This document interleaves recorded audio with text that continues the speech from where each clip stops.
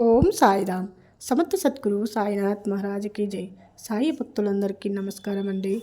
సాయిబాబా దయ వల్ల ప్రతి ఒక్కళ్ళు సంతోషంగా ఆనందంగా ఉండాలని మనస్ఫూర్తిగా కోరుకుంటూ వీడియో చేస్తున్న పై కథలోని అనేక మంది యోగులు అనేక చోట్ల అవతరించి వారికి విధించబడిన పనులు నెరవేరుస్తారని తెలుసుకున్నాం. ఎక్కడన్నా వారికి ఒకరిపై ఒకరికి అంతులేని ప్రేమ ఉంటుంది. అటువంటి కథను ఇప్పుడు తెలుసుకుందాం. గొప్ప నాస్తికుడు, జ్ఞాని, దత్తాత్రేయుని యోగ భక్తుడైన శ్రీ వాసుదేవానంద సరస్వతి టెంబే స్వామి ఒకసారి రాజమండ్రిలో ఉన్నారు. నాంధ్ర నుంచి పీడర్లైన పుండరీకరావు కొంతమంది స్నేహితులతో కలిసి రాజమండ్రి వెళ్ళినప్పుడు సామంతవాణ్ణి కలుసుకున్నాడు. మాట సందర్భంలో షిరిడి సాయిబాబా పేరు వచ్చింది. బాబా పేరు వింటూనే స్వామి చేతులు జోడించి, సాయి మా సోదరుడు, వారిపై నాకు అత్యంత ప్రేమ అని చెప్పి ఒక కొబ్బరికాయను పుండరీకరావుకిచ్చి దానిని సాయి పాదాలకు సమర్పించి తన నమస్కారము అందుకోమని, తనెప్పుడూ మరవద్దని, తన మీద ప్రేమ చూపించమని సాయికి చెప్పమని చెప్పారు. ఆ స్వామి బాబాను తన సోదరునటము సహజమైంది. ఎందుకంటే స్వామి అగ్నిహోత్రం ఆచరించి యతీశ్వరులైతే బాబాకు కూడా నిత్యాగ్నిహోత్రుడే కదా. పుండరీకరావు స్వామికి నమస్కరించి వారి ఆజ్ఞను శిరసాల వహించమని ఆ కొబ్బరికాయ నమస్కారంతో బాబా అందజేస్తానని చెప్పి బయలుదేరాడు. తన స్నేహితుతో కలిసి పుండరీకరావు స్వామి ఇచ్చిన కొబ్బరికాయని తీసుకొని బాబా దర్శనానికి షిరిడి బయలుదేరాడు. మన్మాడ్ చేరేసరికి కోంకాంకు వెళ్ళే రైలు వెళ్ళిపోయింది. వాళ్ళకప్పుడు చాలా దాహంగా ఉంది.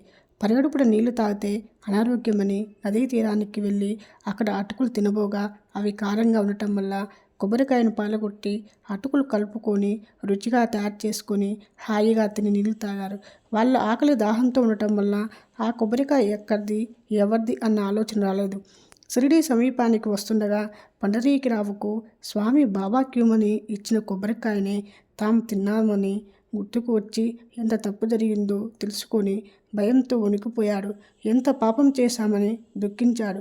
సర్వంతయామి అయిన సాయితో అబద్ధం చెప్పలేక నిజం చెప్పడము ఎంత సిగ్గుచేటునని ఇప్పుడు ఏం చేయాలో తెలియక బాధపడుతూనే బాబా దర్శనానికి వెళ్ళాడు. మనము ఒకరి వార్తలు ఒకరికి అందచేయటానికి ఎంత డబ్బు, పోస్టులు ఖర్చుకు ఉపయోగిస్తామో కానీ సాధువులు తమ మనసుల ద్వారా వార్తలు అందుకుంటారు. స్వామి తన కోసం పంపిన కొబ్బరికాయ గురించి బాబా అప్పటికే గ్రహించి ఉన్నారు. పుండరీకరావు వెళ్ళగానే అతనేమి చెప్పకముందే బాబా అతనితో మా సోదరుని దగ్గర నుంచి తెచ్చిన నా వస్తువు నాకు ఇవ్వని అడిగాడు. అప్పుడు పుండరీకరావు సాయి పాదాలు పట్టుకొని, స్వామి బాబా కోసం ఇచ్చిన కాయను గుర్తుగా తెచ్చి కూడా దారిలో ఈ విషయం మర్చిపోయి పలహారం చేసేశాము. తెలియకుండానే విశ్వాసఘాతం లాంటి అపరాధం చేశామని బాబా తనను క్షమించాలని తన వేరొక కొబ్బరికాయ తెచ్చి బాబాకు సమర్పించుకోవటానికి బాబా అనుమతి ఇవ్వాలని కోరాడు. అప్పుడు బాబా అతనితో ఎన్ని కాయలు ఇచ్చినా స్వామి ఇచ్చిన కాయకున్న విలువ రాదని చెప్పారు. స్వామి అతనిపై విశ్వాసం ఉంచి కాయనిస్తే జాగ్రత్త పరచలేని వాడివి అసలు ఆ కాయని ఎందుకు తీసుకున్నావని అడిగాడు. పుండరీకరావు దగ్గర సమాధానం ఏదీ లేదు. అప్పుడు బాబా అసలు సంగతి చెప్పడం ప్రారంభించారు.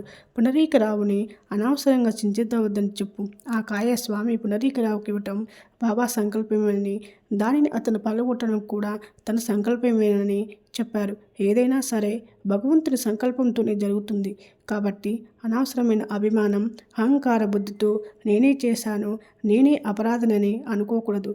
పుణ్యకార్యాలు కానీ పాపకార్యాలు కానీ రెండింటి ప్రభావము ఒకటే.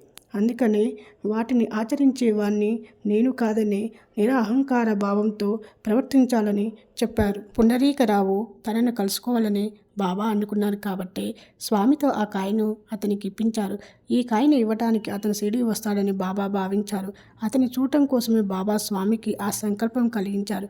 అంతేకాదు పుండరీకరావు తన బిడ్డే కాబట్టి అతను దాన్ని తిన్నా అది బాబాకు సమర్పించినట్లు చెప్పారు. అప్పుడు పుండరీకరావు మనస్సు శాంతించింది. బాబాది ఎంత గొప్ప మనస్సు చూశారుగా. బిడ్డ చేతి నుంచి పొరపాటున ఏ వస్తువైనా పాడైపోతే తల్లి పిల్లవాడిని మందలించడము పరిపాటి ఆ మాతృమూర్తి పొరపాటు చేసిన వాడిని కూడా బుజ్జగించింది. అది మన సంకల్పాన్ని చెప్పారు. అంతేకాక మంచి చెడులు ఏ పనైనా దానికి మనం కర్త కాదన్న సత్యాన్ని మనం జీర్ణించుకున్నవాడు మనం గర్వ అహంకార రహితులు అవుతాము. అయితే ఇక్కడ ఒక విషయం మనం జాగ్రత్తగా గమనించాలి. పుండరీకరావు పొరపాటు చేస్తే బాబా దానికి కూడా అతని ప్రమేయం లేదని, అది కూడా తన సంకల్పంతోనే జరిగిందని అన్నారు. అంటే బాబా మాటల్లోని అర్థాన్ని మనము సరిగ్గా అర్థం చేసుకోవాలి. ఎందుకంటే మనం అతి తెలివితో తప్పులు చేసి అవన్నీ బాబా సంకల్పంతో జరిగాయని, ఇందులో మన ప్రమేయం ఏమీ లేదని చెప్పకూడదు.